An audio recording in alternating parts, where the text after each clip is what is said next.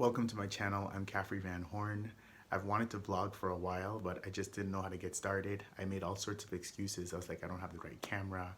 I don't have the right edit equipment. But I just realized recently it's all excuses. You got a phone, it records, put it up, get going. So I always wanted to be a fashion designer. It was something that was in me from about like 13 or 14 years old. I'd watch every single program on TV. I'd start buying fashion books. I would go to the mall, just look at things, touch things, study visual display, all of that stuff. And then, life happens. I finished out high school. I had a natural knack for hair and makeup stuff, so I got into that because it was cash money. And before you know it, you've got an apartment, you've got expenses, and your business grows and your clientele grows, and you're more or less stuck in that role.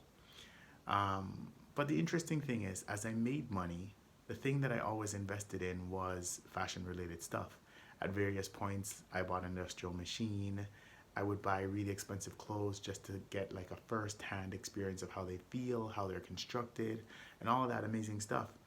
I stayed in my job for about 15, 16 years. I was very successful at it, won a bunch of awards. And there was this kind of voice in the back of my head that it wasn't the thing that I wanted to be doing. And so I thought, how do I get from the job that pays my bills and takes care of me into this career that I've always wanted?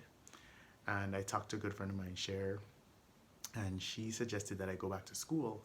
I was a little nervous about this. I was feeling older. I was feeling like, am I going to be the oldest guy in the class and all this kind of stuff?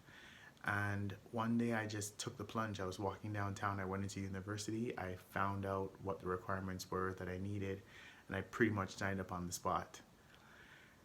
Going back to school is interesting. When you're around young people, like I say, 19-year-olds, 20-year-olds, they're just starting out. So the world is their oyster. They're very excited about life. They're not as jaded. And so they're a wonderful energy to be around because it's like you reset yourself to the space that they're in, and you forget about the fact that you know the hardships that lie ahead.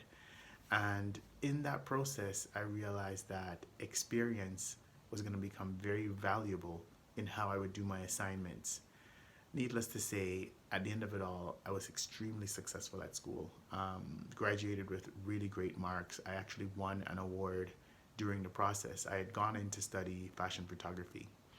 And I chose that because doing hair, I had worked on a bunch of fashion sets and I knew that I liked it. And pretty much the only thing I couldn't do was take the pictures or have a greater understanding of how to take pictures. The framing and the setup, I always figured that out, but the pictures.